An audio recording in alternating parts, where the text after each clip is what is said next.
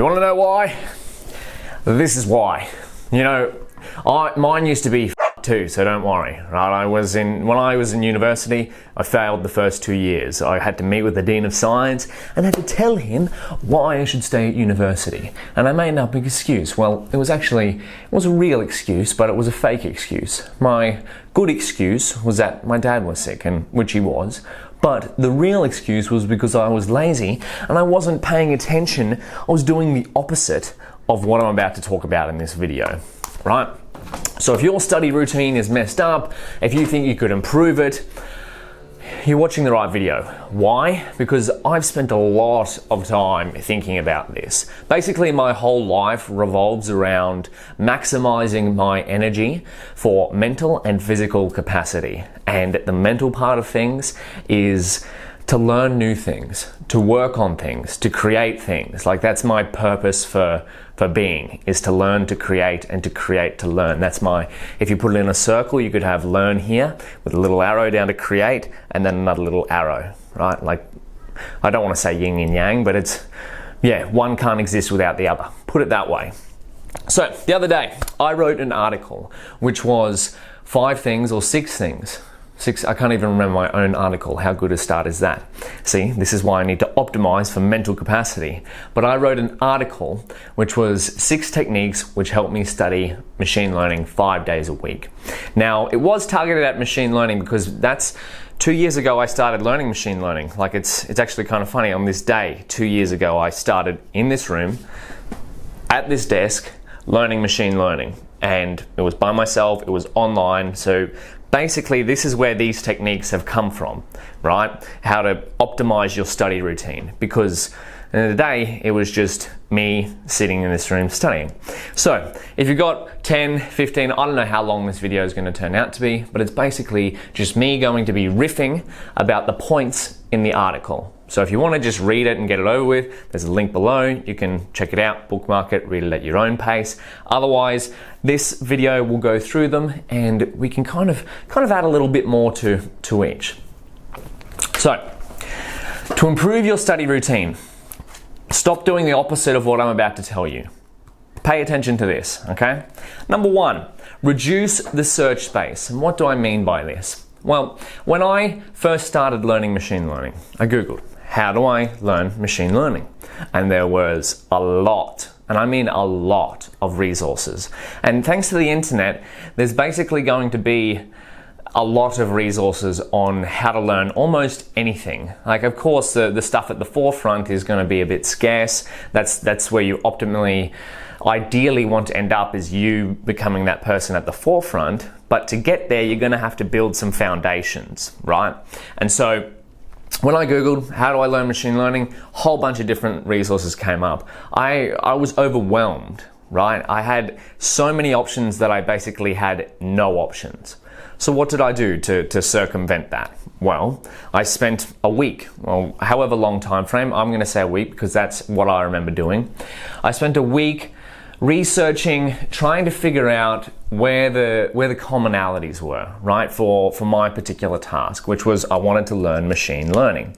And so I thought about what my background was, which was not much. I'd never coded before. If you're not sure what machine learning is, it's you're writing computer programs to get a computer to do something that you're not explicitly telling it what to do. But this video isn't about machine learning, so I'll let you Google that. And so there's a lot of different ways that you can do that. And because I didn't know anything about it, when I first inspected it, I was like, holy crap, there's so much I have to learn. And truth be told, there is still a whole lot more that I have to learn. I'm only 2 years in. But what I did was researched, and then I spent a week going through, okay, where are the commonalities? Where are the resources saying that you should probably learn this? And then I started to pick up the patterns, right? And then I put it together and I streamlined it in my own curriculum, right? I created my own self-created AI master's degree. And that formed the basis of my learning curriculum. And so what that meant was, rather than having a whole abundance of different options, right? Too many options, that I had a paradox of choice. You know, when you go to the ice cream store and you're trying to pick out your different flavor, you'll be like vanilla, vanilla, vanilla, vanilla. And then you go and there's like 30, however many flavors there are, 36 flavors. And you're like, okay, yeah, I'm gonna get me chocolate, honeycomb, peppermint, right? It's just all of them there. But when you've got lesser options, right, you find it's easier to make choices then. And so me reducing my search space and creating my own structured curriculum that I'm gonna go, hey, I've done my research, I think these are the steps, even if they're not exact, right? Because you don't know anything about it, you might not know they were the exact steps. I didn't know that they were the right steps to take. I could have, if I look back, I could have adjusted a little bit more, but the best action to take was just to take at least one step forward and then work out the rest on the way, right? I'm saying right a lot, I really need to work on that. So please comment below if I've been saying right too much, so I remember this. I'm trying to improve the way that I speak. And so taking one step forward allowed me to go, okay, is this the right thing to do? That's okay if I say right when it's the right thing to do. And then if it wasn't, I'd take a step back. If it was, I'd keep going.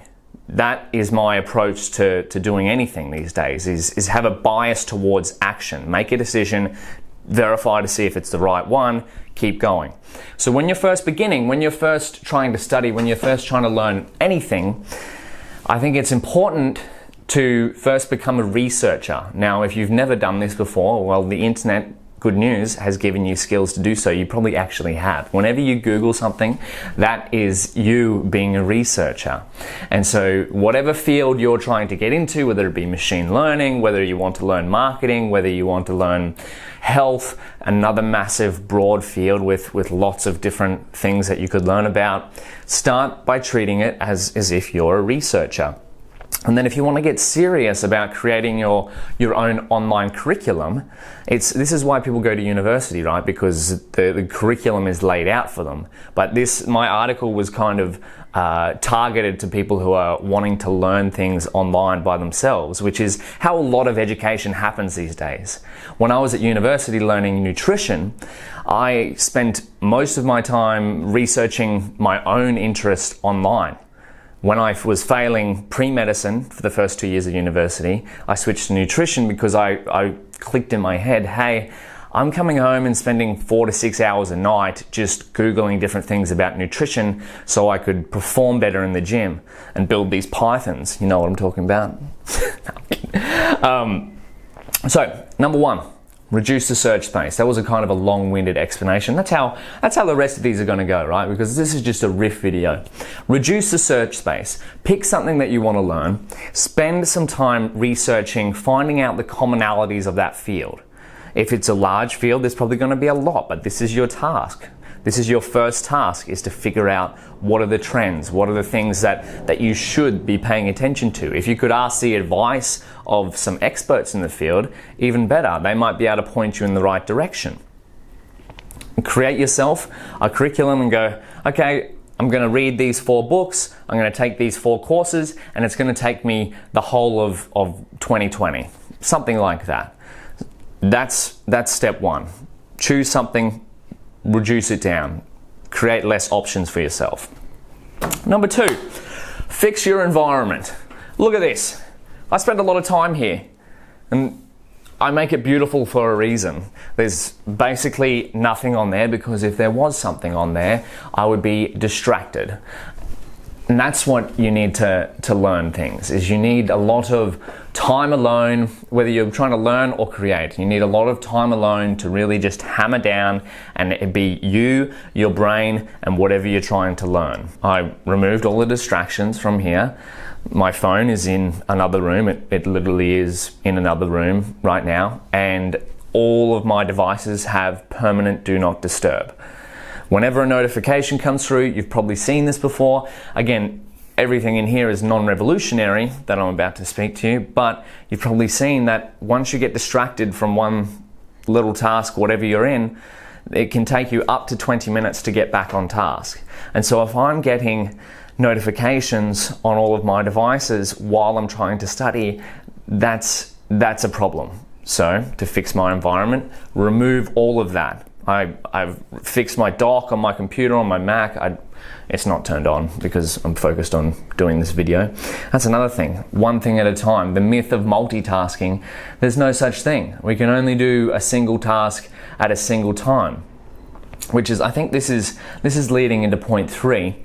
But when you're trying to do, like, I remember when I was in high school, when I was trying to do an assignment and I had Call of Duty playing in front of me, and I've got my laptop here trying to type, and I've got Facebook Messenger just going da-dum, da-dum, da-dum, da-dum, da-dum. And I wondered why I was always hitting the deadline and being up till 4 a.m. the time it was due. It was because I was trying to do 3 tasks, and this is the same thing as before, right? Number 1, reduce the search space. When you're trying to do too many things, there's a Chinese saying, right? We're going to get very wise right now. Try to chase 2 rabbits and you end up with none. And now I have a really, really hard time doing this. I'm high on openness, which means I get excited about anything. I have shiny object syndrome, which is where this video will probably deter, which is why I have a little personal assistant with me that I use basically every day. I wake up in the morning. This is one step I do to fix my environment. I make my bed, I sit down at this desk, and I write down a list of things that I'm going to do during the day. Sometimes I've already written that list, so I don't even have to think about that. And I've written the list the night before. So this morning I wrote down 22nd of September 2019. CW, that's a project I'm working on, but that's secret for now. So little checkbox there. Workout, still yet to do that. Did go for a bike ride and do some sprints this morning, but I'm going to do another workout later. Blog post, I write a blog post every day. So sometimes I don't even need to write that down because I already know that, but I do anyway because checking off the tick box is a good little success, dopamine tick. And the beautiful thing is once I've checked off enough of them, I can go back through this book and just flip over. If I'm thinking, oh, I didn't get enough done today, I didn't get enough done this month, I can just flip back through this book and go, oh wow, I've actually done a fair bit of things. I can go here, 5th of September, 6th of September, 9th of September. Anyway, back to the list. I've got another planned week because today is Sunday. It's actually a beautiful sunny day. So after this video, I'm going to go for a bike ride. Plan the week because on Sundays, I reflect on how I spent my week and then plan the next week ahead. So I might go Sunday, okay, these are the 10 or so things that I need to get done. It's really longer than 10, it's like 25. These are the 25 things I need to get done throughout the week, and maybe I can do these 5 on Monday, these 5 on Tuesday, Wednesday, Thursday. You get the picture. Another one, video, why your study routine is fucked. That's what we're doing right now. And there's a final one, start filming Aura Ring unboxing plus review. And this is the Aura Ring here. Well, this is the trial one. I've got the other one over there. I need to film the unboxing of that. So that's another way I fix my environment, is I write down a list of things to do in the morning or the night before, and I don't do anything outside that list, which is very hard, but I've told myself or tricked myself or created the habit into finding more fulfillment from finishing off this list. And now this is why it's important to reduce the search space. I decided that what makes me happiest and what gives me the most fulfillment is creating and learning. And so this is what these items are most related to. I decided or created the habit that I get more enjoyment out of doing these things than something like watching TV or going out drinking or playing computer games or something like that. I'm not against any of these things, and I do them time to time, but I've just figured out after trial and error, remember, a bias towards action, that these certain things, creating and learning, bring me the most fulfillment. So, number 2, fix your environment. Tidy up your room, remove distractions, keep your phone on permanent do not disturb. Really, I've thought about it the other day when I upgraded my software to iOS 13. I basically don't need a phone. other than like messaging. The rest of it is just a distraction. Like email on the phone, and I don't have social media. That's another thing. I don't have social media. So I tried that whole thing of only using it every so often, and that just, I'm all or nothing type person, right? So I just cut it off. Instagram cut, Tinder cut, Facebook cut, yada, yada, yada. I just decided I'm going to work on these things and ignore everything else. Very hard to do, but with some practice, it works out fine. It's now about 10 months without social media, and I don't miss it. Number 3, set the system up so you always win. And what do I mean by this? Well, Scott Adams, you should probably Google him. His way of thinking is where I've stolen this from. So that's his saying, is set the system up so you always win. Maybe someone else said it before him, but he is the one who implanted it in my head. And I've also decided to only drink out of chalices from now on. See, this is a Premier's mug because we won dodgeball. Remember, set the system up so you always win. And what this one in the article I talked about was sometimes you'll set out to complete a certain amount of study per day. And maybe you're like, okay, I'm going to get through this next 3 sections of this course, or I'm going to solve this next problem. It's always problem 13. I get stuck on problem 13. I'll be putting it off, right? Because I know I'm looking at this pile of books. I'm looking at this course or this pathway that I'm going through, and problem 13 is staring me right in the face. And I've been working on it for hours, and I still can't solve it. So you know what happens? I take a break, and I walk around for a bit, and I think, you know what? I'm done for studying today. I'm just getting madder and madder because I can't solve this damn problem, and I'm not making progress, and that is annoying.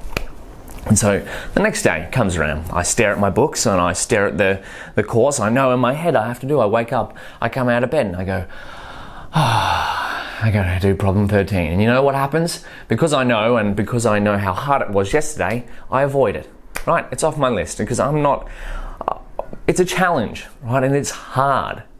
And now, the way you set the system up so you always win is that you won't always be able to reach that certain goal in terms of, okay, I'm going to complete, let's say, a section per day. If you're doing, I remember when I started doing free code camp online, there was, let's say 100 sections. Right? And I'm like, I'm going to do 100 sections, and if I don't do 100 sections, one a day for 100 days, well, I'm not going to be satisfied.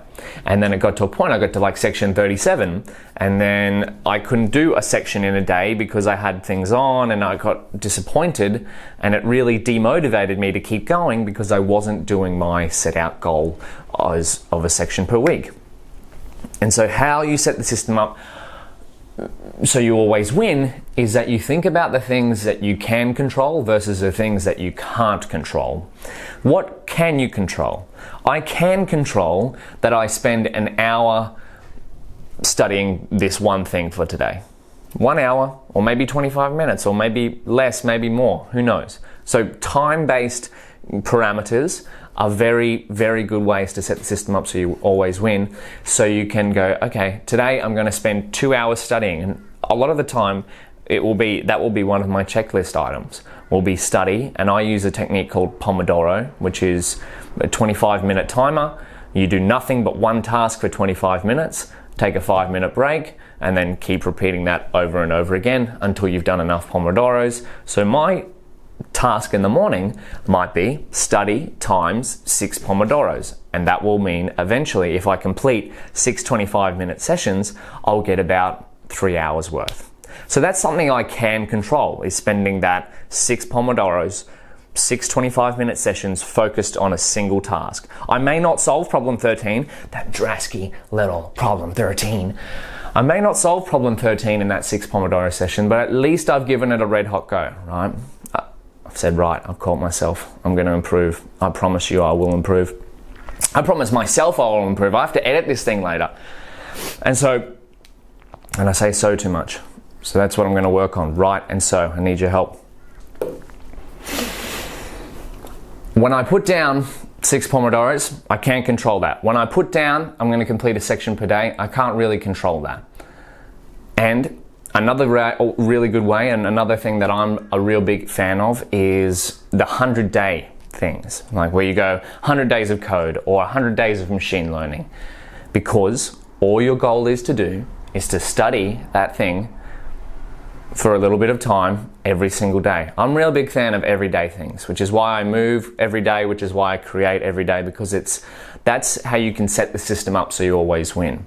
Now, if your goal is to lose weight, maybe you set a target of 75 kilos and you try to lose weight for 3 months and you don't hit 75 kilos and you're disappointed.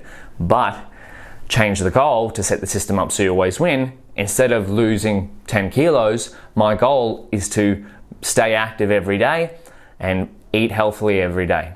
You follow those two protocol, you have no choice, but eventually you'll lose weight, right? I said right. So that's number 3.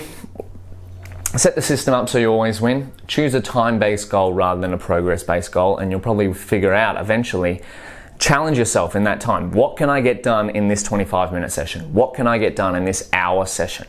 If you only had 1 hour to study or to work on something per day, like a doctor diagnosed you with some terminal illness, you've only got 1 hour to work on the thing you want to work on today, or you will die.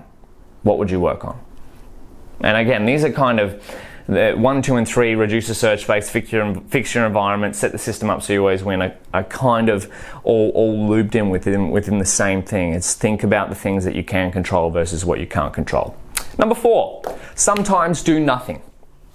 You ever had those times in the shower where you do some of your best thinking, where the water's coming down and you're washing yourself, or you're just standing there, not like looking into space, and all of a sudden this beautiful idea comes. It's like this rainbow and you're just watching it so clearly, and it's like, where did this come from? And see, the value in, I did this course on Coursera, which is highly recommendable. It's a learning how to learn course, and you think about this, there's 2 ways of thinking, and this is kind of the greatest analogy for it is study like an athlete. So how does an athlete train? An athlete doesn't train 12 hours a day, right? They can't. They go and do a 2-hour or 1 hour hard, intense session, then the rest of the day is for recovery. And when I go to jiu-jitsu, I go down there for an hour, I'm training my guts out, I'm working as hard as I can, and I stop, take the rest of the day off, let my body recover so I can come back in and do the same the next day. The same with studying. You can take that analogy. If you want to learn something, the brain really only has like 3 to 4 hours max. If you're checking all the boxes, some of the things I'm going to talk about in a minute, if you're checking all the boxes, you really only have 3 to 4 hours of really hardcore creative and learning capabilities per day, max. And in a world like today where everyone's far too busy, getting even 3 to 4 hours in is a rarity. So what you have to do is balance it out. Study like an athlete. This is where that set the system up so you always win comes in. Maybe you put down, I'm going to do 4 Pomodoros today, which adds up to about 2 hours. And so for that 2 hours, you are going hard. And then for the rest of the day, you're letting things go off. And so it comes back to the point, I'm saying so again, I'm going to stop correcting myself because that'll get annoying. But imagine yourself as having 100 energy points at the start of the day. This is your 4 hours of taking in information. Now, if you're using like a smartphone and browsing through social media and reading garbage on the internet, you're going to be using up some of those energy points, which could be dedicated towards doing the work that you need to do. Which is why I got rid of all of my social medias. I'm not saying you have to, I'm just saying that this is one solution. This is what I found works for me. It's because I figured I've only really got 3 full hours of hardcore work every day. That's it. I got 3 hours, 3 to 4 hours, 5 hours if I'm really lucky, if I'm doing something amazing. Where am I going to spend those times? Now, if I'm sucking in information from Facebook, I'm sucking in information from Instagram, I'm sucking in information from news, I've only got 60 energy points left. Now I've got 2 hours. Now, if I keep doing that over time, my brain is wired to want the short-term goal. Studying is a long-term goal. You might think that you're not learning anything day to day, which you might even think that you're going backwards day to day.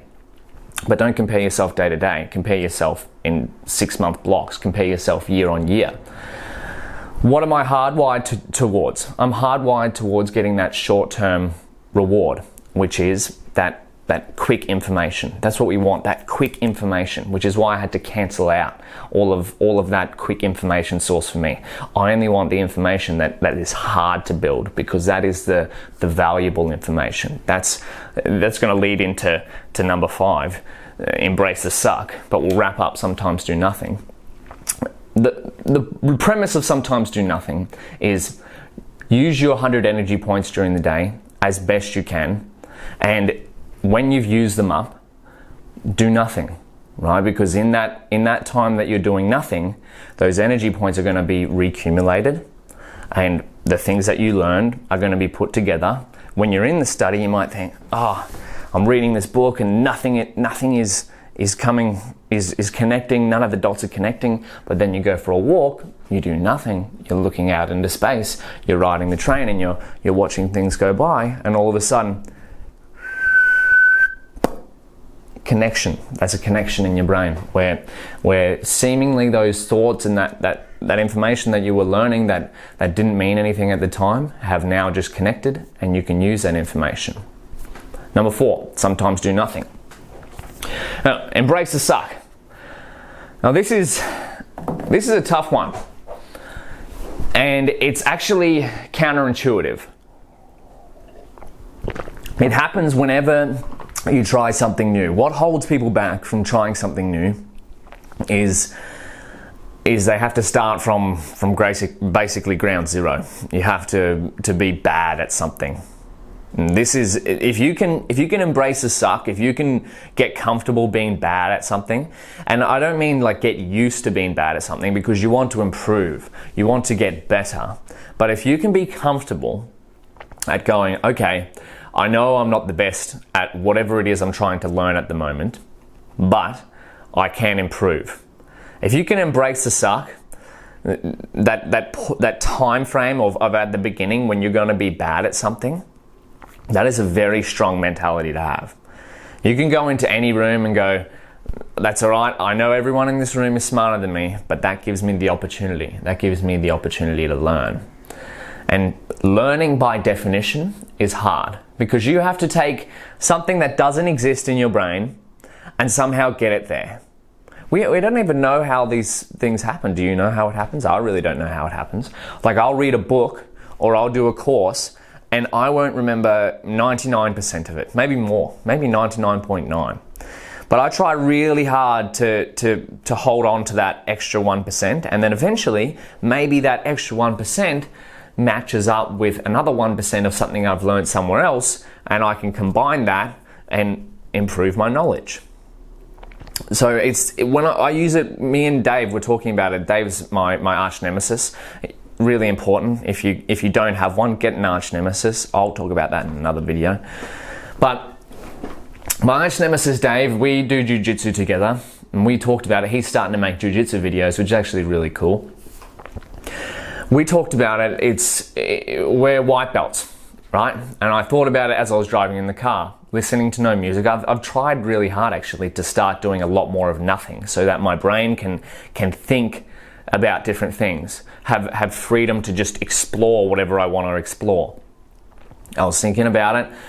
It's white belt mentality, and eventually we're going to move up from white belt, but I want to always maintain the white belt mentality. And what does that mean?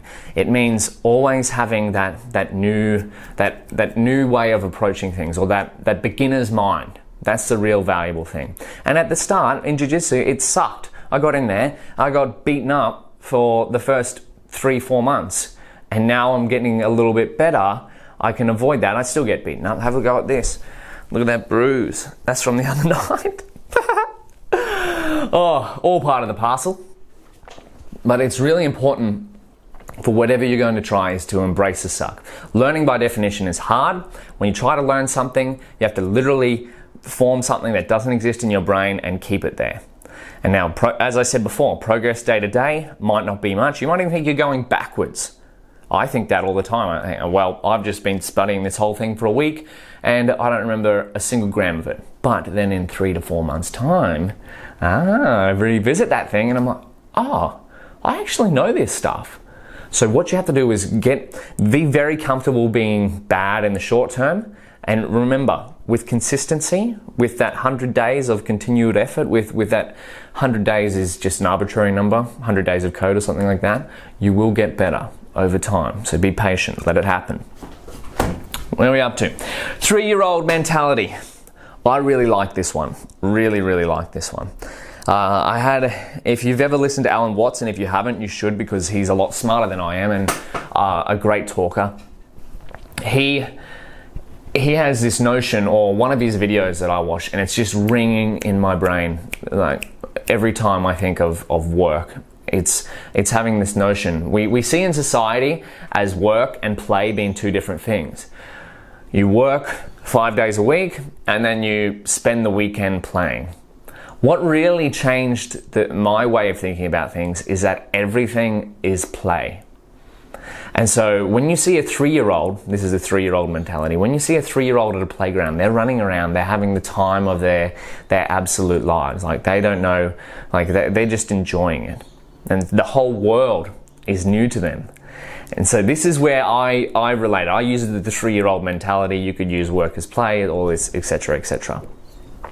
But the way you can think about it is whatever work you're doing, instead of seeing it as work, see it as play. Now, your challenge when you're studying something is, instead of this, and I know the one before, number 5, was embrace the suck, but this you can think of this at the same time, is to go, oh, hold on, this isn't actually work. This is me connecting the dots in my brain. This is me jumping from one concept to the next. Oh, machine learning. First, I'm going to learn the concept. First, I'm going to learn what machine learning is valuable. First, I'm going to learn about why machine learning, what problems it can be used for. Then I'm going to figure out, okay, I can code machine learning in Python. And then I'm going to figure out, before I do that, I need to figure out how to use pandas to get my data in the right format. Or whether it be health, you're going to be like, I'm going to figure out first how to lose weight because I need to get skinnier. Then I'm going to figure out how I can use what I've learned to lose weight to improve my athletic ability. And all of a sudden, you're just skipping from one concept to the next. It becomes a dance. So work is play. That's the 3-year-old mentality. And that's why I think I have so much energy, right? Because I just see everything as play. I remember one time we were doing a 5K run, and I'm at the front of the pack, I'm running, and my godfather is sort of, because you have to do a loop and come back round, and I'm doing the loop and coming back round, and he's coming up this way, and we're passing each other, and I'm running past, and I'm gassed, like but I'm putting it in. I enjoy doing that, and he's like, "Hey, how you going?" I'm like, "Easy money," and so that's saying stuck around with us. And it's that concept, that white belt mentality, that me thinking that everything is play, that work is play, that 3-year-old mentality, that is what enables me to go through those hard tasks, to study the things that I'm finding difficult, to put in that time with that 6 Pomodoros, that 4 Pomodoros, that 2-hour session every single day. What else did I miss out? So yeah. Number 6, 3-year-old mentality. Treat work as play. Dance between the different concepts. Because everybody likes dancing. Name someone who doesn't like dancing. If they tell you they don't, in secret, everyone's danced on their own. Come on. You're going to tell me you don't like dancing? Alright, these last 3 can kind of be balled into one, because they're the concept of health, but I'll do number 7 on its own first. Number 7 is sleep. So there were times where I would stay up till all hours of the morning before my exam. For high school, I remember I sat in, not this room, I've got a new room now, but that room in high school, on the other side of the camera, you can't see it. I sat there at my desk. It's like 2 a.m., 1 a.m. in the morning, something ridiculous like that. My mum comes in and is like, "Are you going to go to bed?" And I'm crying. Why? Because I hadn't done the work, I hadn't studied. But I'm thinking, yeah, if I study up, I can just go all the way to the exam. I'll just study till 8:30, which was stupid. But there's so many times I did that mistake when I was in university. I would stay up till, maybe this is why I failed my first 2 years. You know, they say study things in little doses before the actual exam. No, I didn't listen to that. Silly me. And I was wondering why I was failing. But I would stay up 4 a.m. Yeah, no worries. I'll study this stuff. I got an exam at 8 a.m. No worries. I don't need sleep. Me, sleeps for the week. How wrong. I couldn't have been more wrong. Probably could not have been more wrong. Out of sleep and the next one, spoiler alert, is nutrition. Out of these two things, these are the two things I focus on most. And movement's the last one, number 9. Spoiler alert, I've just ruined the last two. But don't trade sleep for study. Or no, sorry. Don't trade study for sleep. You get the point. I can't remember which order those should be in. But what happens during sleep is part of the sometimes do nothing. In sleep, your brain cleans itself. It removes all of the crap. It connects the dots that didn't want to be connected before or that weren't being there. So imagine this. This is what an athlete does. This comes back to that study like an athlete. An athlete trains really hard. Like I go to jiu-jitsu, I'm wrestling, I'm putting people in chokes, I'm getting my arm bar.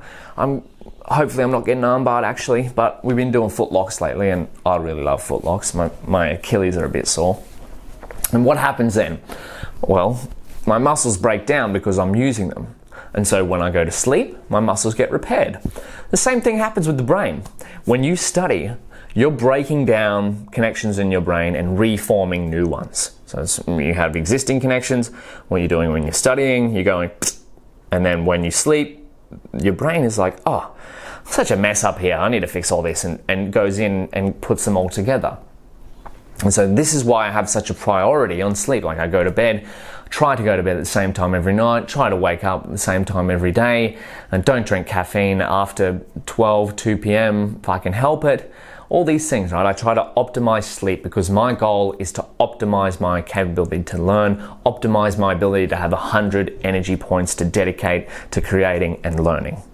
So if you have a choice, don't trade your sleep for more study time. Instead, close the books, close the screen, get a good night's sleep, come back to it tomorrow. Number 8 is nutrition. And so I love these 3 things, right? Because they're lifestyle choices and they're like the force multipliers of life. That is, sleep and nutrition and exercise and movement are the force multipliers of life. You do these 3 things and it's very hard to go wrong. If you take care of your sleep, if you take care of your nutrition, if you take care, it doesn't matter if you're trying to study, if you're trying to love, if you're trying to be healthy or something like that, you take care of these first principles of sleep, nutrition, and movement, you'll set yourself up with a great foundation, which is why I'm kind of lucky, I'm kind of happy that I stumbled into studying nutrition and getting into health, because I realized a little while ago, oh wow, I've just set myself up with a great foundation for the rest of life to be able to use this energy that I've got because I sleep well, I eat well, and I move a lot, to learn the things I want to learn and to create the things I want to create. And so I'm reading a book at the moment called Genius Foods. Why? Because I want to be a genius. And a lot of it, and see, the thing about nutrition, I studied nutrition for like 4 years, or maybe longer, formally, like as a university degree. For 3, 4, it doesn't matter. The timeline's arbitrary. I studied it more on my own, and that's kind of what got me interested in studying online, was that I found that I was just if I found something that I was interested in, I just followed my curiosity like no tomorrow. So that's kind of my formula at the moment. Just follow your curiosity like no tomorrow. Shiny object syndrome. But I'm reading this book, Genius Foods, and it's phenomenal, right? The amount you can influence your ability to think, your cognitive function with just what you eat. But if you think about it, it makes sense. Like, what do you do 3 times a day? Sometimes more, which you shouldn't be doing too much more, right? And 3 times a day is probably the maximum amount of times you should be eating during the day. That was the one takeaway I had from doing a nutrition degree, was if you want to be healthy, eat less often.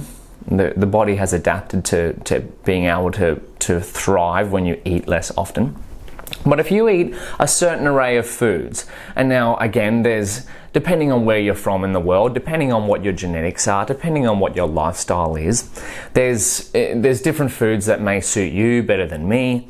But what I essentially did was I went through a whole plethora of different eating styles. I tried them all. I tried vegan, I tried vegetarian, I tried high carb, I tried low carb. I treated myself as an experiment, because I figured I've studied nutrition, and if I'm going to recommend to people how they should eat, I need to at least try it myself. And what I found, I'm pretty happy with this by trial and error. If you can see the front cover, there's like salmon, there's beef, there's broccolini, there's blueberries, there's nuts, there's olive oil. What do these all have in common? They're simple foods. They're whole foods. They're single ingredient foods.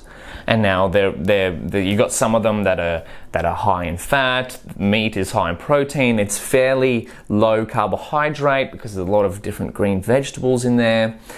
And so I'm pretty happy with myself because I kind of figured out through trial and error that I eat this certain way. And what the book is based on is how you can use nutrition to improve your overall cognitive function. And again, remember at the start of the video, that's what I said. I mean, my whole life is basically dedicated to optimizing my ability to perform physically and optimizing my ability to perform mentally.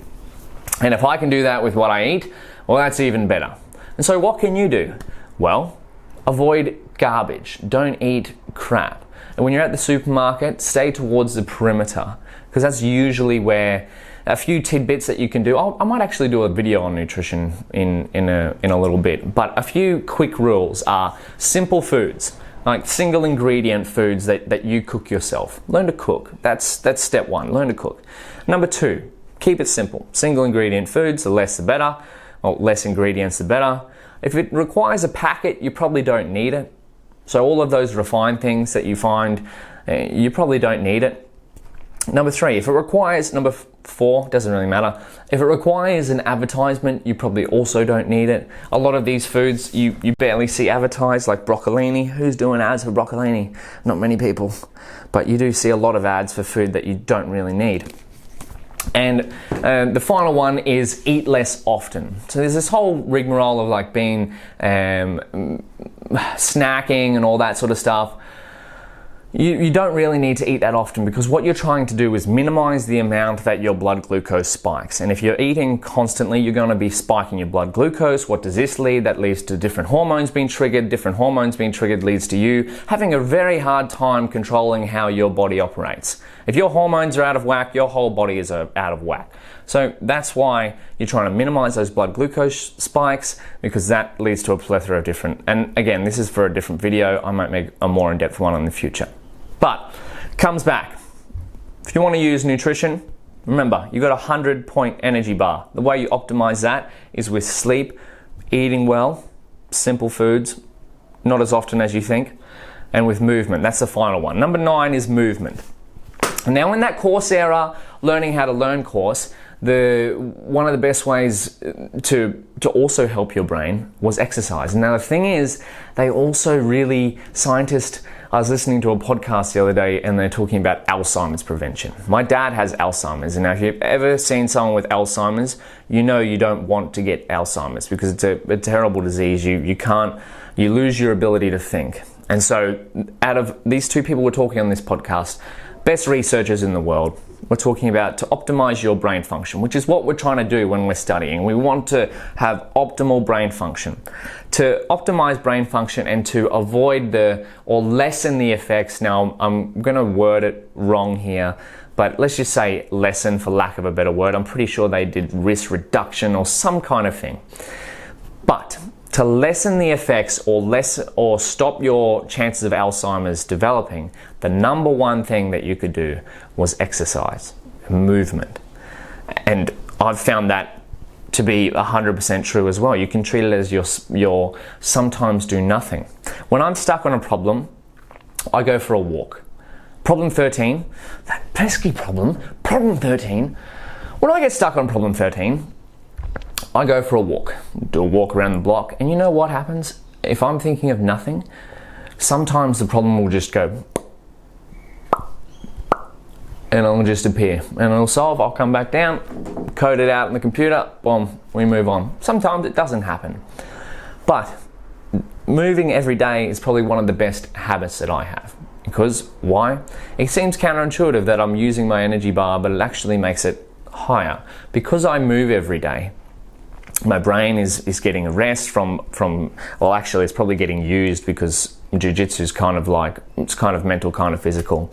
But anyway, I don't know the exact mechanism behind it. All I know is that I am able to learn better, I'm able to function better, I'm able to talk to different human beings better when I move every day. So if you're not moving, or if you're not getting up, sitting down and studying is kind of terrible for your body, like being sedentary, like sitting here and talking to this camera for, how long are we going for? 45 minutes! Oh man, I'm sorry, maybe I could have concise this. There's the article below if you wanted to read the concise version anyway. But I want to start doing more of these talky facey videos, so leave some feedback if you have any for a future one. But every day that I move, I feel better. I also am able to learn. Let's put it this way. When you first start it, right, this is part of embracing the suck. When you first start exercising, it's got this whole stigma that it's like, oh, exercising, it's so hard, it's so difficult. Well, yeah, it is when you first start, but now I've switched it. Now that I've been doing it for long enough, I know the high that I'm gonna get. Like, I'll get this absolute feeling of absolute joy when I've pushed my body to its physical limit. And you don't have to push it to your physical limit every day. Maybe you do 70%, right? Because then you can recover for the next day. And that's the same with study. I've basically treated my whole life now as though I'm an athlete. I have a training schedule and a studying schedule, and I do each to the best of my ability while I'm doing them, and they each help each other. I think that's good enough. Yeah, so let's summarize that.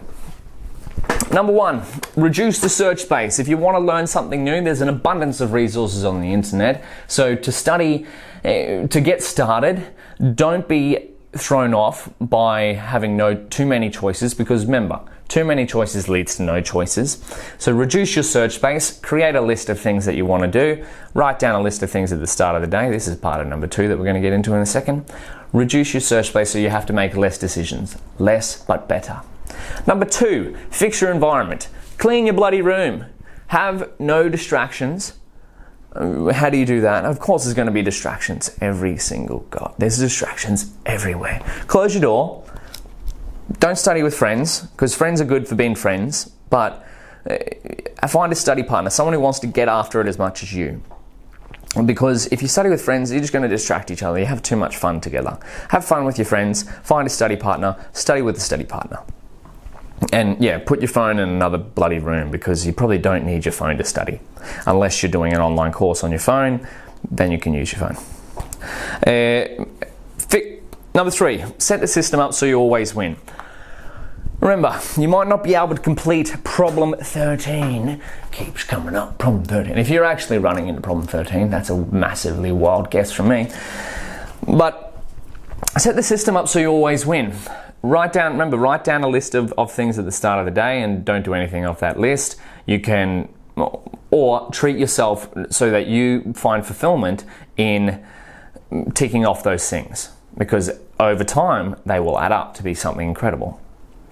And focus on time, not the amount of progress that you make, because you can control time, but you can't control the progress. Focus on what you can control, not on what you can't. Number four, sometimes do nothing.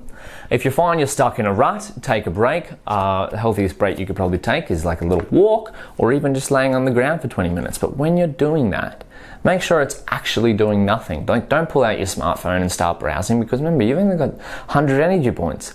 You really want to spend them on mindless tasks? No, you want to spend it on things that matter.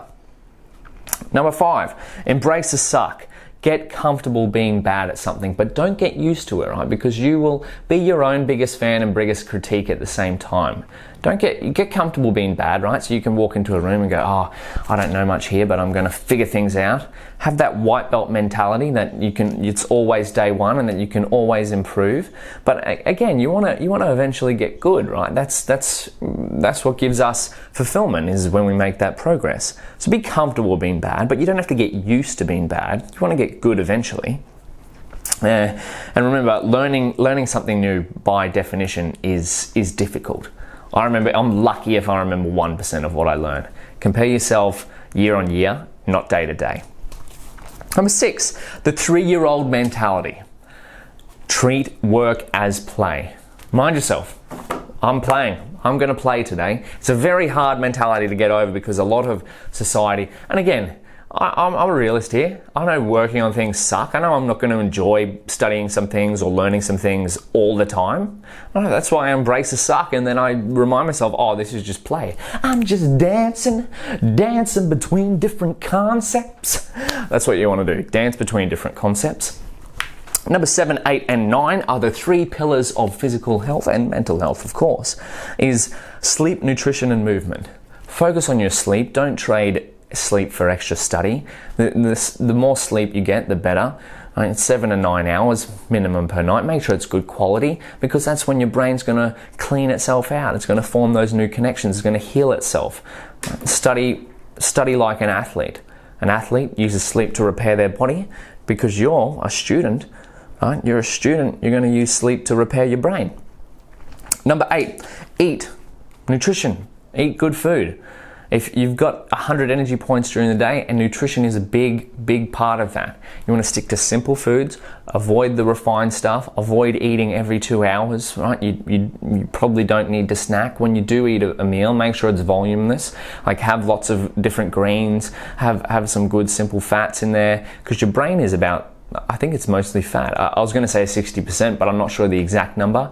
Your brain is basically all fat. So get some good fats, some nuts, some eggs, some olive oil. Again, this will depend on your region. So learn to cook your region's home food the traditional way, not the stuff that you buy in a packet. Avoid things in a packet. Number 9 is movement. Remember, Alzheimer's, terrible disease. It does affect your cognitive function, and eventually many of us will get it. Or if you want to reduce it, the number 1 thing they found is exercise. So if you're planning on learning for the long term, which you should be, because life is about learning, right? We spend our whole lives learning. The day you stop learning is the day everything else stops. So they found movement. If for anything you want to optimize for learning, they found that movement stops Alzheimer's, which Alzheimer's impairs your cognitive function. So move every day. And that's it. That's how your study routine can be unfucked. And that's how I unfucked mine. I basically started paying attention to all these different things. That's how I learned machine learning in 2 years. Again, I'm still a newbie. I got that white belt mentality, but I'm a lot better than when I started, which was 2 years ago today. So have a read of the article. If you did enjoy this video, leave a comment below on what your favorite one was. There's 9 points there. I'll leave some timestamps so you can jump back and forth between them. Or if you have any other sort of tidbit or trick that you've learned to really help you study and that I've missed, and because I'm always looking for these things, right? Remember, my goal is to optimize for physical and mental capacity, to create to learn and learn to create. Leave a comment below so you can help other people out. But otherwise, keep learning, keep creating, keep moving. I'll see you in the next video.